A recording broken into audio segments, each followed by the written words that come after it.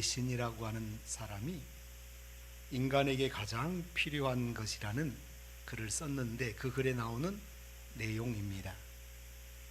인간에게 가장 필요한 것이 지식이었다면 하나님은 우리에게 교육가를 보내셨을 것이다. 인간에게 가장 필요한 것이 건강이었다면 하나님은 우리에게 의사를 보내셨을 것이다. 인간에게 가장 필요한 것이 돈이었다면 하나님은 우리에게 사업가를 보내셨을 것이다. 인간에게 가장 필요한 것이 즐거움이었다면 하나님은 우리에게 연예인을 보내셨을 것이다. 그러나 인간에게 가장 필요한 것은 죄 사함이었다. 그래서 하나님은 우리에게 구세주를 보내주신 것이다. 바로 이런 글입니다. 바로 구세주 예수 그리스도, 주님이 오신 날이 성탄절, 크리스마스, 그리스도에게 예배를, 바로 이런 날인 것이지요. 미국에 라이언 화이트라고 하는 그 유명한 소년이 있었습니다. 13살 때 혈우병을 앓아서 수술을 받게 됐는데, 그때 이 수혈을, 그러니까 피가 흐르는 그런 병을 고치기 위해 수술을 받았는데, 그때 수혈을 받은 혈액에 에이즈가 있었습니다. 그래서 그 수술로 인해서 에이즈에 걸리게 되었죠.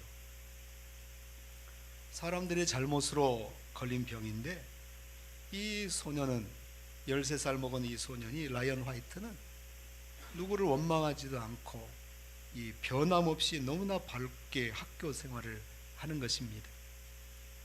오히려 다른 사람들, 다른 아이들에게 다 친절하고 또 걱정하고 염려하고 늘 안절부절 못하는 부모님에게 더 부모님을 위로하고, 오히려 부모님에게 오히려 힘을 더 주는 말들을 하고, 13살이면 우리 초등학교 6학년, 중학교 1학년 이 정도 나이인데 참 철이 굉장히 든 그런 이 소년이었죠.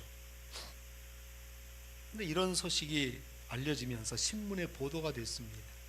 그러니까 수혈이 잘못돼서 에이즈에 걸렸다고. 그래서 TV에 방영이 되면서 레이건 대통령, 또 마이클 잭슨 같은 유명한 가수들이, 또 그 외에 많은 유명 인사들이 바로 이 라이언 화이트라는 이 소년을 찾아가서 선물도 주고 위로도 해주면서 더 유명해졌다, 정말로 유명해졌던 그런 소년입니다.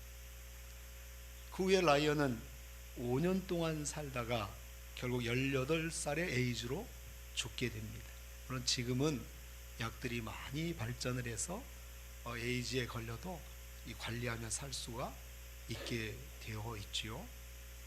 이 소년이 죽기 전에, 18살의 이제 학생으로서 죽으면서 죽기 전에 아버지와 마지막으로 나눈 대화 내용이 크리스찬이라는 잡지에 실렸었습니다. 아버지가 아들에게 말하죠. 아들아, 미안하다. 이제는 너에게 아무것도 해줄 것이 없구나. 이 아빠가 더 이상 어떤 선물도 줄 수 없음을 용서해라. 아버지가 너무 미안해서 아들에게 그와 같이 용서를 구합니다. 그때 아들이 대답을 하죠. 아빠, 저는 지금까지 많은 선물을 받았지만 아무도 아빠 같은 선물을 준 사람은 없었어요. 아빠는 저에게 죽어서도 천국에 갈 수 있는 티켓을 선물로 주셨잖아요. 아빠 때문에 예수님을 믿고 영생을 선물로 얻었으니 이보다 더 큰 선물이 어디 있어요? 놀랍게도 이렇게 아빠를 위로하면서 믿음으로 오히려 슬픔에 잠긴 아빠에게 소망을 주면서, 그리고 이 마무리, 18살의 짧은 18년의 인생을 마무리 지은 이야기입니다. 여러분, 예수라는 이름의 뜻은 구원자라는 뜻입니다. 영생을 얻게 하는 이름이죠. 여러분, 나에게도 예수님이 필요한가? 내게도 구원이 필요한가? 이 질문에 여러분이 어떻게 대답하느냐에 따라서 여러분의 영원한 미래가 결정이 되는 것입니다. 우리 모두는 언젠가 천국과 지옥의 갈림길에 서는 날이 오는 것입니다. 이 아이는 18년 만에 왔지만 우리 각자는 각자가 정해준, 하나님께서 정해주신 그 연수를 따라서 천국과 죽음의 갈림길 앞에 서게 될 것입니다. 여기 우리 자신이 어떤 존재인가를 가장 잘 가르쳐주는 말씀이 있죠. 히브리서 9장 27절입니다. 다 같이 한번 하십시다. 한 번 죽는 것은 사람에게 정한 것이요 그 후에는 심판이 있으리니. 할렐루야. 한 번 죽는 것은 누구나에게 있는 정해진 뜻입니다. 그러나 또 하나 모두에게 공통적으로 있는 것이 무엇입니까? 그 후에는 심판이 있답니다. 누구도 이 심판을 피할 수 없습니다. 성경에 세상 끝날 의인과 악인이 갈라내어진다는 것, 악인은 풀무불에 던져 넣어진다는 것, 영원한 지옥 유황 불구덩이로 던져진다는 것, 거기서 슬피 울며 이를 갈며 있게 되리라고 성경은 말씀을 합니다. 또 모든 사람이 죄를 범하였기 때문에 하나님의 영광에 이르지 못한다라고 말씀하고 있습니다. 무슨 뜻입니까? 모든 사람은 죄를 범했기 때문에 하나님의 영광에 이르지 못합니다.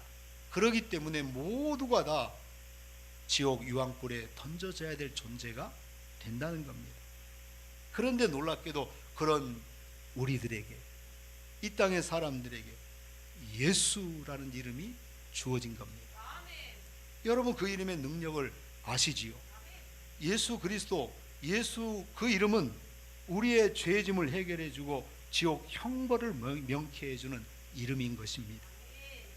이 땅에 인간이 살아가는 동안 단 한마디만 들어야 된다면 여러분 어떤 말을 들어야 되겠습니까? 우리가 이 땅에 살면서 단 한마디밖에 들을 수 없다면 여러분들은 나는 어떤 말을 듣고 싶다라고 여러분 하겠습니까? 예수 그리스도 그 이름 한마디를 들어야 되는 것입니다. 인간이 이 땅에서 마지막으로 한마디만 들어야 된다면 여러분 이제 앞으로 여러분이 한 말도 못 듣고 오직 한마디만 듣고 내가 세상을 떠나야 된다면 여러분은 어떤 말을 들어야 되겠습니까? 역시 예수라는 그 이름입니다. 이 신비하고 신기한 이 예수 그 이름은 인간의 머리나 혹은 땅에서 비록된 이름이 아닙니다. 하나님께서 명해 주시고 친히 그 뜻을 풀이해 주신, 즉 하늘로부터 내려온 이름인 것입니다. 무서워하지 말라. 그에게 잉태된 자는 성령으로 된 것이라. 아들을 낳으리니 이름을 예수라 하라. 할렐루야. 예수라는 그 이름은 우리 주님께서 받으시기에 가장 합당한 이름인 것입니다. 그 이름은 아들을 잘 알고 계신 하나님께서 친히 지어주신 이름인 것이죠. 그러므로 우리가 하나님 앞에 나아갈 때에 이 예수 그 이름을 들고 나아가면 하나님은 기쁨으로 우리를 영접해 주시는 겁니다. 하지만 사단 마귀는 예수 그 이름 앞에서 벌벌 떨며 두려워하고 쫓겨가게 되는 것이지요. 여러분, 초대교회 성도들에게 예수 그 이름이 절대적이었습니다. 어디를 가나 예수 그 이름을 빼놓고는 할 말이 없는 사람들이 되었지요. 초대교회 교인들이 모일 때마다 예수 그 이름을 찬양합니다. 사람들을 만날 때마다 예수 그 이름을 증거하였습니다. 위협을 당하고 박해를 만날 때마다 예수 그 이름으로 기도하며 싸워 승리하였지요. 병자를, 아픈 사람을 앞에 놓고 여러분 예수 그 이름으로 그 아픈 사람들을 고치고 일으켜 세웠습니다. 귀신과 악령의 역사 앞에서는 예수 그 이름으로 대적을 했지요. 예수 그 이름으로 초대교회 성도들은 세상을 정복한 것입니다. 예수님이 나신 지 여러분 벌써 2020 지금 이 3년이 지나가고 있는데, 오늘 이 아침에도 세계 인구의 3분의 1이 여전히 그분을 기뻐하고 예수 그 이름을 구주로 하나님의 아들로 경배하고 있는 것입니다. 예수님은 갈릴리 북쪽 시골에서 태어나시지요. 30세에서 33세까지 3년 동안 사역을 하십니다. 여러분, 그분을 보통 랍비라고 불렀습니다. 그 당시 많은 랍비들이 전국을 다니면서 하나님의 말씀을 가르치고 있었기 때문이지요. 당시 예수님은 옷도 한 벌밖에 없는 가난한 젊은이로 이스라엘 여기저기를 다니면서 복음을 전하셨습니다. 그런데 지금도 수많은 사람들이 예수님의 제자로 살기를 원하고 있는 것입니다. 예수님께서 이렇게 전 세계 사람들의 호응을 받는 이유는 무엇입니까? 순교 정신 때문입니까? 하지만 예수님만 순교한 것 아닙니다. 세상에는 여러 종류의 종교와 사상을 위해서 순교한 사람들이 많이 있지 않습니까? 그렇다면 예수님이 십자가에 못 박혀 돌아가신 것, 그것이 동정심을 불러일으켰기 때문이겠습니까? 그것도 아닙니다. 예수님 당시에 이 요세푸스라는 역사학자가 이 예수님 당시에 그 유대인들의 고대사, 유대인들의 전쟁사, 자서전, 또 나의 인생 등 자서전 나의 인생, 이 책, 유명한 책을 3권을 남기게 되죠. 유명한 역사학자입니다. 유대인 이스라엘 역사학자죠. 거기 보면 예수님이 이 살으셨던, 이 땅에 활동하셨던 그 시대 상황을 잘 알 수 있습니다. 당시 여러 많은 사람들이 십자가에 달려 죽었죠. 그리고 그 중에 여러 사람이 스스로 메시아라고 주장하고 나섰다가 십자가에 매달려 죽은 사람도 여러 사람입니다. 그 중에 제일 유명한 사람이 바코즈바라고 하는 사람입니다. 자기가 메시아라고 떠들다가 십자가에 못 박혀 죽습니다. 그를 따르던 수많은 사람들까지 십자가에 못 박혀 죽는 역사가 있습니다. 그러니까 바로 바코츠바와 그를 추종하는 사람들이 다 십자가에 못 박혀 죽은 겁니다. 그렇기 때문에 예수님이 십자가 때문에 동정을 받는 것 아닙니다. 인류 역사상 훌륭한 인물들이, 종교 지도자, 철학자, 현자들이 많았지만 예수님의 경우는 완전히 달랐습니다. 대부분의 지도자들과 사상가들은 진리를 찾아서 그 진리를 사람들에게 가르쳐 주려고 하는데, 놀랍게도 예수님은 자신이 진리라고 말씀을 하십니다. 여러분, 석가모니는 이 모든 생존이 다 고, 그리고 고는 욕심에서 오고, 욕심은 8가지 방법으로 다 제거를 하면 해탈을 하게 된다는 자기가 발견한 진리라고 하는 것을 다른 사람들에게 열심히 가르쳐 주려고 했지요. 하지만 예수님은 진리를 가르쳐 준다고 하시지 않았습니다. 내가 곧 길이고 진리이고 생명이다라고 하셨습니다. 나는 부활이요 생명이니 나를 믿는 자는 죽어도 살겠고 살아서 믿는 자는 영원히 죽지 아니할 것이라고 말씀을 하신 겁니다. 예수님은 여러분과 저에게 인생의 진리 한 가지를 가르쳐 주시거나 마음의 평안을 위해서 오신 것이 아닙니다. 그걸 주시기 위해서 오신 것이 아니라 영원한 생명, 영원한 구원을 주시기 위해서 오신 것입니다. 예수 앞에 설 때에 흰 옷을 입으며 밝고 빛난 내 집에 길이 살리라. 우리 주만 믿으며 모두 구원 얻으며 영생 복락 멸류관 확실히 받겠네. 할렐루야.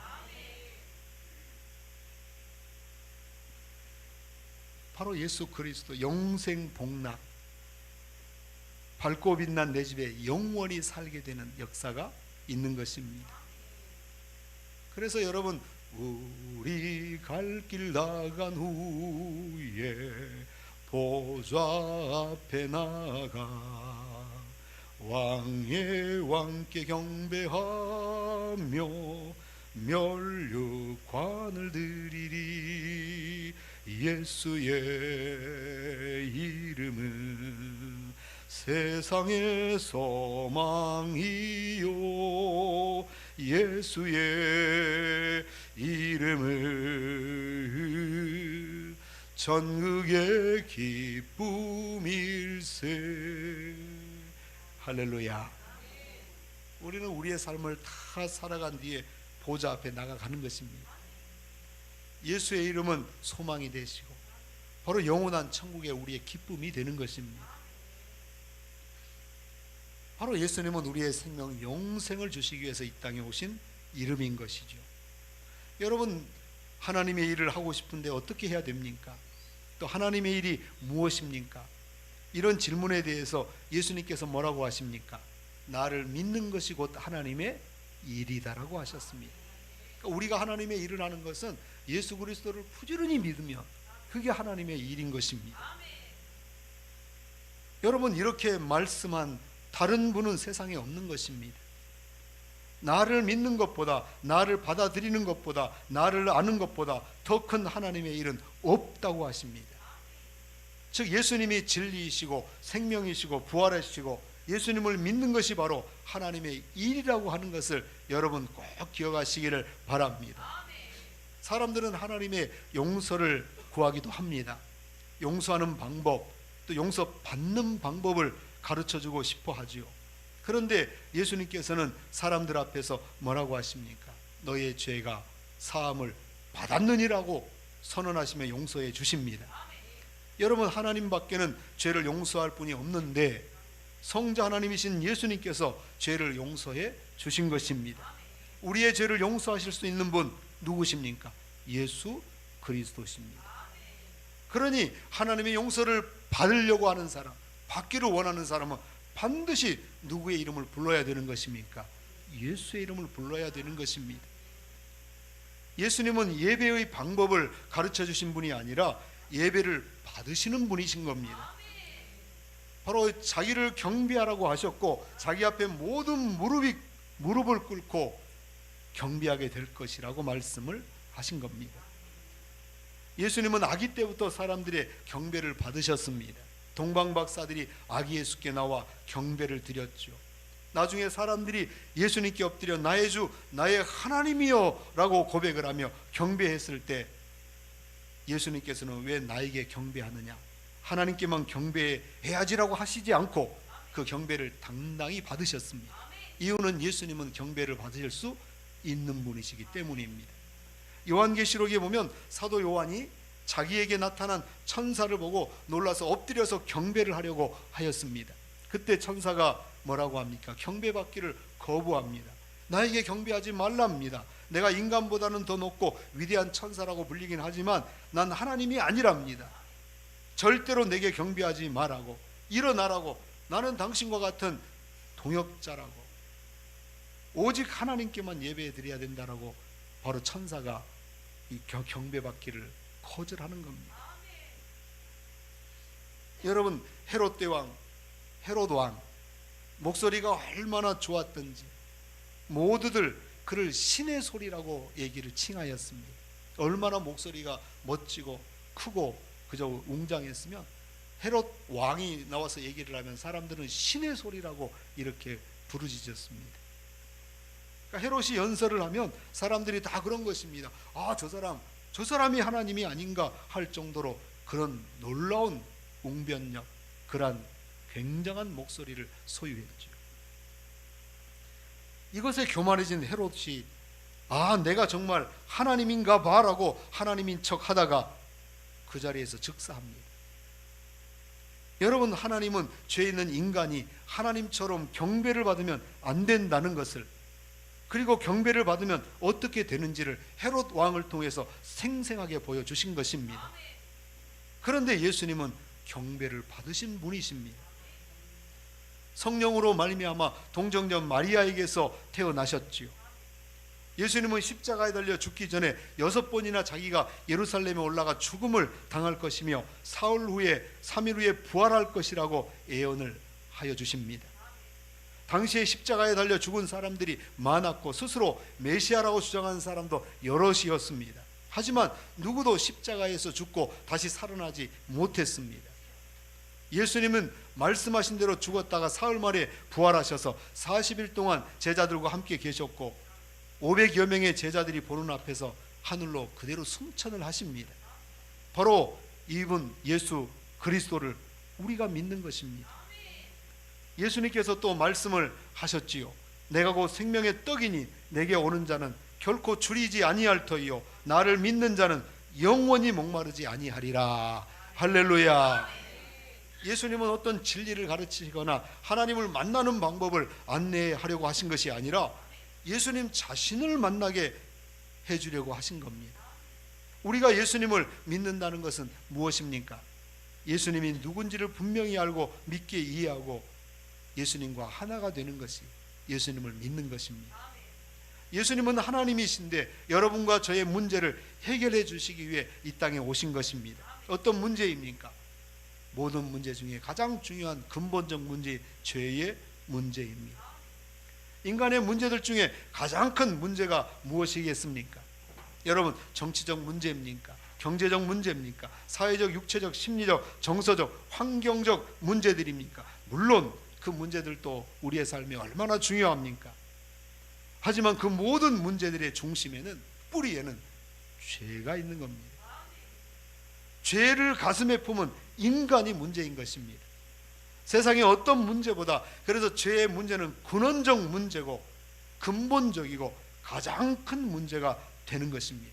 이 죄의 문제가 해결된다면 정치적, 사회적, 환경적, 경제적 모든 인류의 문제는 사실 해결되는 것입니다. 여러분, 이 땅에 죄가 없다면 우리 인류는 이미 다 잘 살 수 있을 만큼 이 땅에 모든 자원들이 다 있고 여러분, 모든 것이 이 땅에 갖춰졌습니다. 그렇지 않습니까? 하나님께서 이 땅에 모자라게 주셔서 서로 막 뺏고 아웅다웅하며 서로 그렇게 싸우도록 만드신 것이 아니라 이미 이 땅에 인류가 충분히 모두가 넘치도록 먹고 살 수 있도록 다 만들어 주신 겁니다. 넉넉하게 주신 것이죠. 그런데 죄가 들어오니 그 많은 것들이 있음에도 불구하고 서로 움켜쥐고 싸우고 다투고,